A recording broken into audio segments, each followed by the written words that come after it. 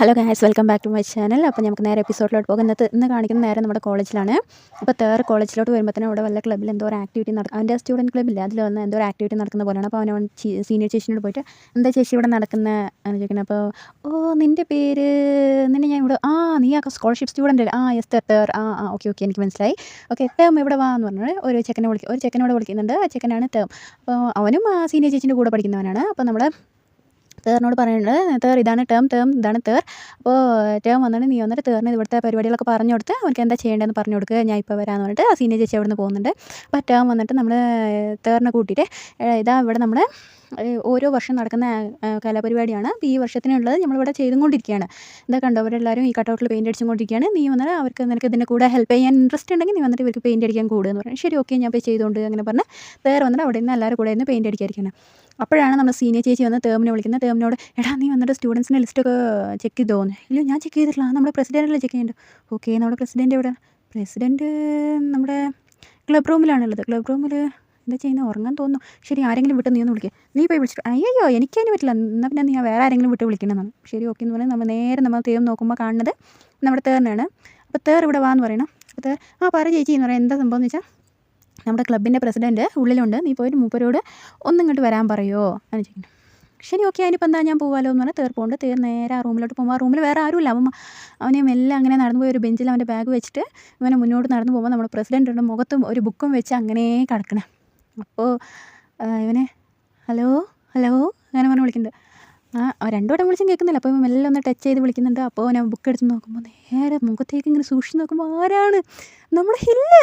Oh my God, നമ്മളെ തേറിൻ്റെ fuse പോയി എന്നാണ് നോക്കണേ. അവനങ്ങനെ ഷോക്ക് അടിച്ച് അങ്ങനെ നോക്കണേ. നമ്മുടെ ഹില്ലും ഷോക്ക് അടിച്ച് നോക്കണേ. ഹില്ലെന്തോ പറയാൻ വരുമ്പോൾ തേറി പേടിച്ചിട്ട് ഒറ്റ ഓട്ടം. അയ്യോ അപ്പോൾ സീനിയർ ചേച്ചിയും ടേമും കൂടെ പുറത്ത് നോക്കുമ്പോൾ എന്താ അവൻ ഇങ്ങനെ വിടുന്നത്. നമ്മൾ പ്രസിഡന്റ് വെച്ചിട്ട് പറഞ്ഞു അയ്യോ നിനക്ക് അറിയില്ല, പണ്ടേ മൂപ്പരെ ഉറക്കുന്ന ഡിസ്റ്റർബ് ചെയ്യുന്ന മൂപ്പർക്ക് ഇഷ്ടമല്ല. അയ്യോ അതുകൊണ്ടാണ് പാവം പുതിയ ചെക്കനാണോ വഴക്ക് പറഞ്ഞു വരെ പറഞ്ഞു വിട്ട് ഇനിയിപ്പോൾ എന്താ ചെയ്യുക. അയ്യോ എന്ന് പറഞ്ഞാൽ അവർ രണ്ടുപേരും ഇവിടെ ടെൻഷൻ അടിച്ച് നോക്കുമ്പോൾ നമ്മുടെ പിന്നാളുണ്ട് നമ്മുടെ ഹില്ല് വരുന്നത്. എന്താ ഓനൊന്നും മിണ്ടുന്നില്ല. അങ്ങനെ വന്ന് തേർ പോയ വഴിയിലോട്ട് നോക്കുമ്പോൾ എന്താ ചെയ്യുക ഇവർ രണ്ടുപേരും മാറി ചോദിക്കാം. ശരി നമുക്കൊരു കാര്യം ചെയ്യാം, അവർ രണ്ടുപേരും എങ്ങനെയെങ്കിലും സമാധാനിപ്പിക്കണം. അതിനാദ്യം നമുക്ക് പോയി ഹില്ലിനോട് സംസാരിക്കാം. ഹിൽ നീ എന്താ ചെയ്തവനെ ഇപ്പോൾ തന്നെ എന്തിനാ വഴക്ക് പറഞ്ഞേ, പുതിയ ചെക്കനാണെന്നറിയില്ലേ, അവനക്ക് നിന്നെ അറിയാത്തതുകൊണ്ടല്ലേ ഇങ്ങനെ ചെയ്യാൻ പാടില്ലായിരുന്നു എന്ന്.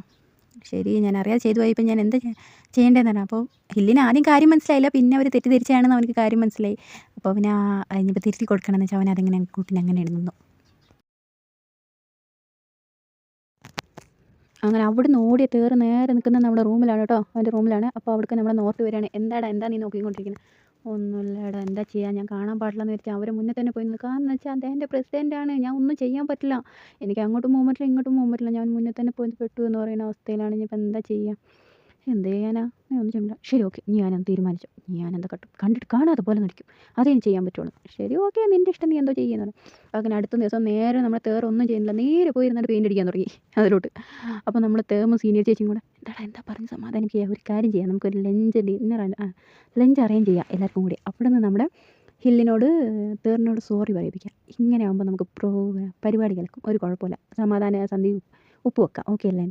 അങ്ങനെ അവർ രണ്ടും സംസാരിച്ചിട്ട് നേരെ നമ്മുടെ തേറിൻ്റെ അടുത്ത് വന്നിട്ട് തേർ ഇന്നലെ സംഭവിച്ചതിന് ഞങ്ങൾ എന്നോട് ക്ഷമ ചോദിക്കുന്ന വകയിൽ നീ ഇപ്പോൾ അത് മാത്രമല്ല നീ ഞങ്ങളുടെ ഗ്രൂപ്പിലോട്ട് പുതിയതായിട്ട് വന്നതല്ലേ, അപ്പോൾ നമുക്കൊരു ലഞ്ച് ഇപ്പോൾ ഒന്നിച്ച് കഴിച്ചാലോ, ഓക്കെ അല്ലേ. അങ്ങനെ പറഞ്ഞാൽ നമ്മുടെ ഹില്ലിനെ വിളിക്കേണ്ട, ഹിൽ നിങ്ങളും ഞങ്ങളുടെ കൂടെ വന്ന് ജോയിൻ ചെയ്യും. അങ്ങനെ പറഞ്ഞു ശരി ഓക്കെ എന്ന്. അപ്പം ഹില്ല് വന്നിട്ട് ഇങ്ങനെയാണ് ശരി ഓക്കെ അങ്ങനെ പറഞ്ഞിട്ട് തേർ പെയിൻ്റ് അടിക്കുന്നോട് ഹില്ല് വന്നിരിക്കുമ്പോൾ തേർ അവിടെ നേരെ എണീച്ച് പോയി തുണി തുന്നുന്നോടത്ത് പോയിരിക്കും.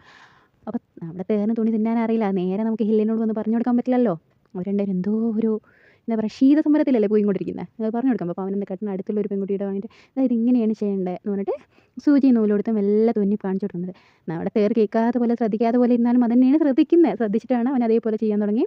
ശരി ഓക്കെ എന്ന് പറഞ്ഞാൽ അവർ രണ്ടുപേരും അങ്ങനെ ആ സീൻ കട്ട് ചെയ്ത് നേരെ അടുത്ത് വന്നിട്ട് നമ്മൾ കാണിക്കുന്ന ഇവർ 4 പേരും കൂടി നേരെ റെസ്റ്റോറൻറ്റിൽ ഫുഡ് കഴിക്കാൻ പോയിരിക്കുമ്പോൾ നമ്മുടെ തേറിനോട് സോറി കുഴപ്പമൊന്നുമില്ലല്ലോ എല്ലാം ഓക്കെ അല്ലേ അങ്ങനെയൊക്കെ ചോദിച്ചു, നിനക്ക് ഈ ഫുഡൊക്കെ ഇഷ്ടമായോ അങ്ങനെ പറഞ്ഞ് ഇവർ സംഭാഷണം ഡെവലപ്പ് ചെയ്യാൻ നോക്കുന്നുണ്ട്.